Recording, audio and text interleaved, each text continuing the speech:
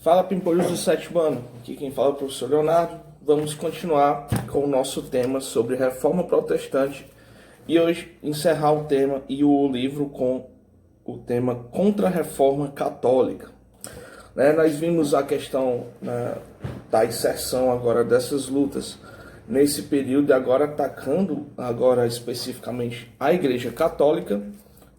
Nós vimos a questão na aula passada do luteranismo e hoje nós vamos ver especificamente o caso do calvinismo e do anglicanismo, página 236.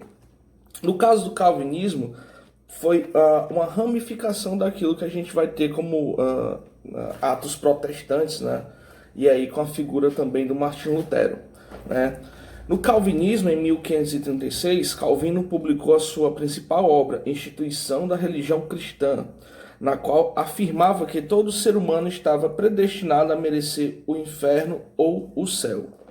De 1541 a 1560, Calvino governou a cidade de Genebra, atual Suíça, e durante esse período a cidade ficou submetida a um governo teocrático, misturando política e religião. O termo teocracia é quando um governante ele envolve dentro das questões políticas as questões religiosas, ok? Com a doutrina rígida calvinista, diversas atitudes foram condenadas, como o jogo, a prostituição, a luxúria, entre outros. Quem não concordasse com essa nova doutrina era punido com rigidez. Algumas pessoas foram condenadas à morte, como o médico Miguel de Cervan, queimado por negar o pecado original. Então, o anglicanismo ele é uma reverberação, ou seja, ele é uma ramificação aí também da atuação do luteranismo. Quem foi o Calvino, João Calvino foi um teólogo cristão francês, foi uma figura muito importante para a reforma protestante, uma vez que a forma de protestantismo que ele ensinou e viveu ficou conhecida como doutrina calvinista, certo? E o outro ponto aqui relacionado à reforma é o anglicanismo, certo? Aí já na Inglaterra. No século XVI, Henrique VIII, rei da Inglaterra, era um grande aliado da Igreja Católica. Ele era muito católico. Porém, diversos problemas políticos e econômicos o levaram a romper com a Igreja e fundar uma Igreja Nacional na Inglaterra, a Igreja Anglicana. Qual era o grande problema dele relacionado à Igreja Católica? Era uma questão matrimonial, que a gente vai ver agora. Casado com a princesa espanhola Catarina de Aragão, Henrique VIII teve com ela uma herdeira para sucedê-la ao trono. Porém, estava infeliz no casamento devido à nacionalidade de sua esposa, E também desejava um herdeiro masculino. Logo, ele tinha tido uma filha com ela, E pretendia casar-se com Ana Bolena. Em 1529, pediu ao Papa que anulasse seu casamento com Catarina, mas o pedido foi negado. Foi o que ele fez e decidiu criar uma nova igreja. Daí surge o chamado anglicanismo. E aí é dentro desse contexto de perda de fiéis, que a Igreja Católica ela vai ter que se posicionar de uma forma mais forte, mais atuante dentro do cenário europeu naquele período.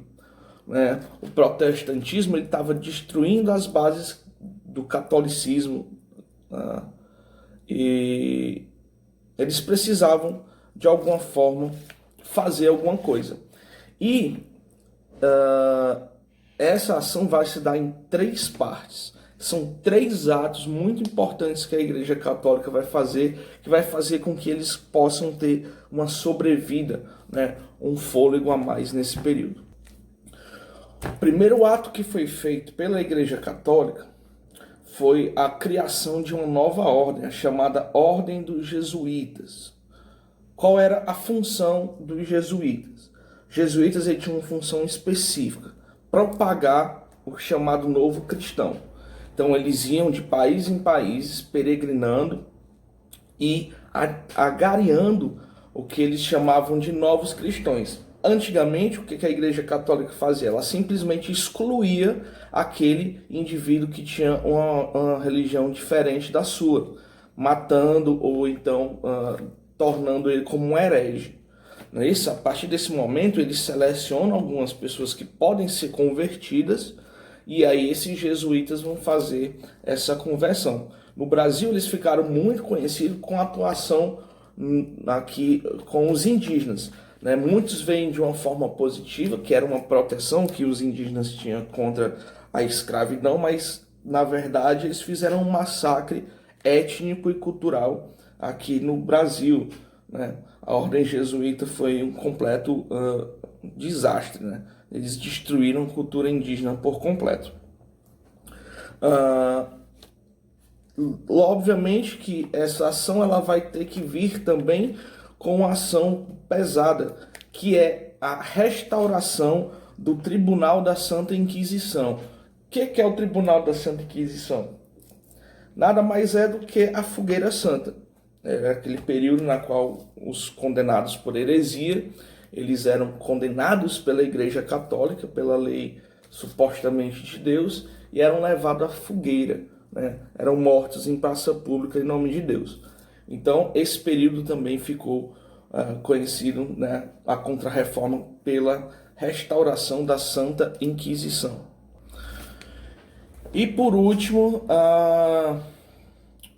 o chamado Concílio de Trento, né, que é uma reunião que ocorreu entre 1543 e 1545, e 1563, na qual membros do alto clero elaboraram ações para evitar o avanço do protestantismo na Europa.